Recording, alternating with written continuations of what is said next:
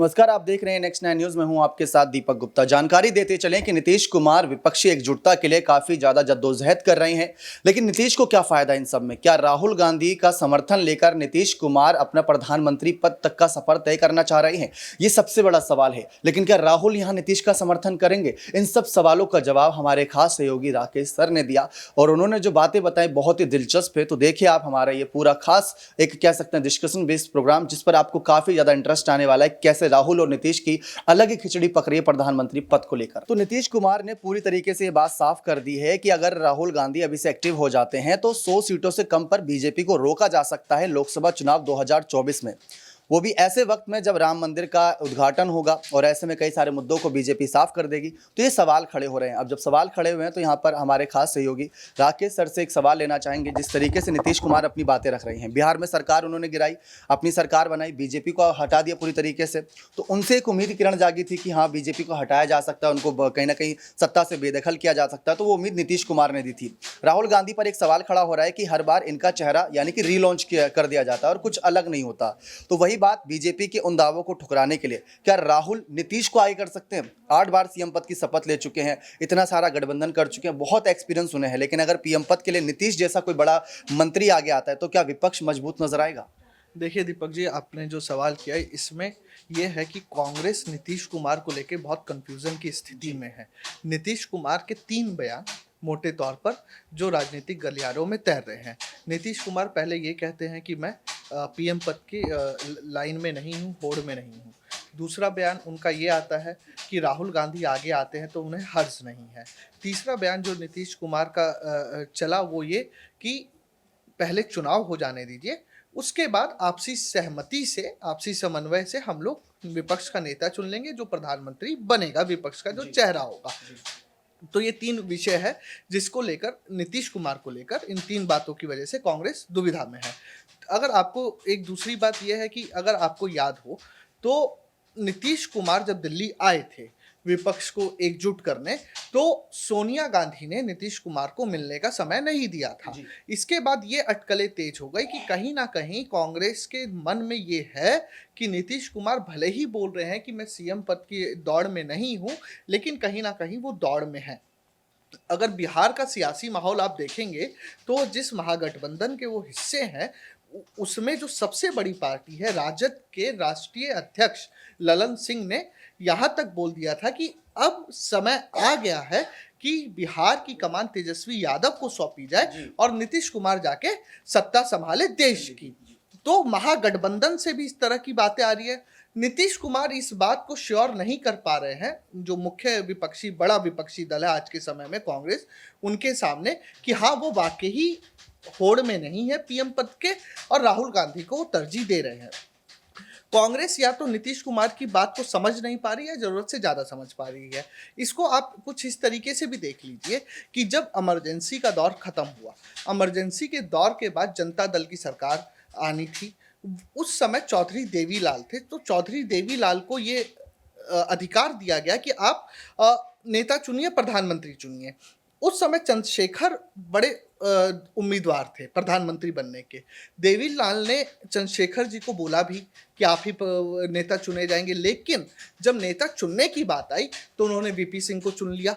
तो ये भी इतिहास से भी थोड़ा बहुत कांग्रेस सीख के समझ रही है कि अगर नीतीश कुमार को एक तरीके से बागडोर दी गई कि आप विपक्ष को एकजुट कीजिए और उनकी बात पे भरोसा किया गया कि हाँ वो राहुल गांधी को आगे करेंगे विपक्ष को एकजुट करने के बाद, लेकिन क्या इस बात की क्या गारंटी है कि नीतीश कुमार के पास जब पूरे अधिकार होंगे, एक तरीके से ले लीजिए कि जिस यूपीए की अध्यक्षता अभी तक सोनिया गांधी करती आई है, एक तरीके से अगर उसी यूपीए की अध्यक्षता नीतीश कुमार को सौंप दी जाए तो इस बात की क्या गारंटी है कि जनता पार्टी का दौर फिर से नहीं दोहराएगा और इस बार चंद्रशेखर की जगह राहुल गांधी ना हो।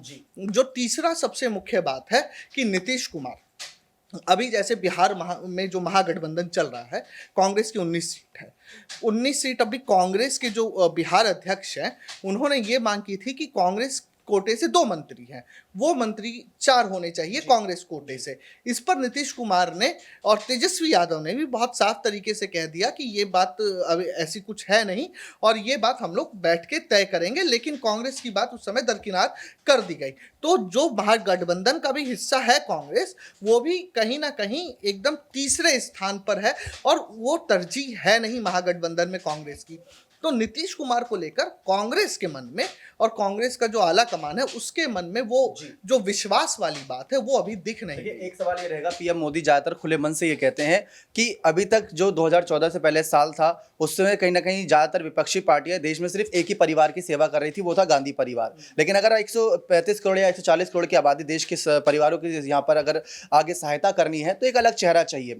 राहुल गांधी को आए कर देंगे तो शायद वही गांधी परिवार को बीजेपी टारगेट कर देगी, बहुत आसान रहेगा। लेकिन अगर विपक्ष से जैसे कि नीतीश हो गए या तो ममता हो गई या केजरीवाल जैसे बड़े नेता किसी को आए कर देते हैं तो बीजेपी के पास वो हमला करने के लिए मौका नहीं रहेगा। राहुल उन्हें समर्थन कर दें, सिर्फ ये चाहिए कि सत्ता में बदलाव हो जाएगा, फिर बीजेपी के अलावा कोई और सरकार बनाने के लिए चांसेस रहेंगे। बीजेपी विपक्ष खत्म करना चाहती है, लेकिन विपक्ष अगर बीजेपी को हटा देंगे तो विपक्ष बचा रहेगा। तो राहुल गांधी क्या उसके लिए सेक्रीफाइस कर सकते हैं कि हाँ मैं किसी और को पीएम बनाने के लिए तैयार हूं, लेकिन वो आगे आए तो उसके लिए? देखिए, कांग्रेस अभी देश अगर केंद्रीय पार्टी की बात करें तो 2 सबसे बड़ी पार्टी है, भाजपा और कांग्रेस।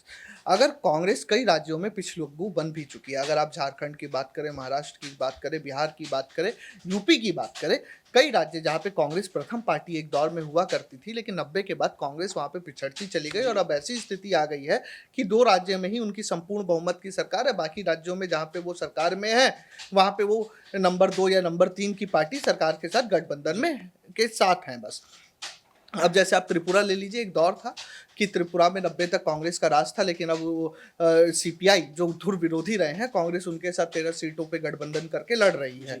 तो कांग्रेस ये नहीं चाहेगी कि जो राज्यों में स्थिति हुई वो केंद्र में हो। हाँ, ये एक मुमकिन है कि अभी कांग्रेस कोई नेता ना बताए या विपक्ष कोई नेता ना बताए, एकजुट होकर चुनाव लड़े, उसके बाद जिसकी सीटें ज़्यादा आएंगी और तो उस पार्टी से नेता बना दिया जाएगा या प्रधानमंत्री बना दिया जाएगा। यही एक ऑप्शन है।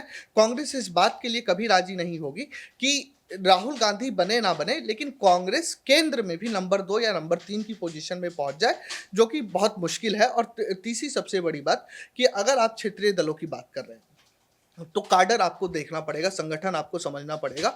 आज भले ही हम इस बात को बोले कि संगठन कांग्रेस का नहीं बचा, लेकिन नहीं बचने में भी अगर आप विपक्षी पार्टियों के बीच में देखें तो सबसे बड़ा संगठन देशव्यापी रूप में कांग्रेस का अभी भी मौजूद है। चाहे वो कर्नाटका देख लीजिए या आप उत्तर भारत देख लीजिए या पूर्वोत्तर के राज्य देख लीजिए या पश्चिम देख लीजिए, कांग्रेस का संगठन अभी बचा है। कांग्रेस हाँ ये है कि पूरी 545 सीटों पर चुनाव ना लड़के लगभग 400 सीटों पर चुनाव लड़े और वहां पे कोशिश करे उन 400 सीटों में से कांग्रेस 150 160, जैसे 2000 अगर आपको याद हो तो 2004 2009 का दौर कि 2009 में तो खैर 200 से पार था, लेकिन जब 2004 का था तो कांग्रेस 150 तक सिमटी थी। लेकिन सबसे बड़ी पार्टी होने के नाते यूपीए में सबसे बड़ी पार्टी थी, जिसकी वजह से कांग्रेस के प्रधानमंत्री मनमोहन सिंह के रूप में हमें देखने को मिली। बहुत बहुत शुक्रिया।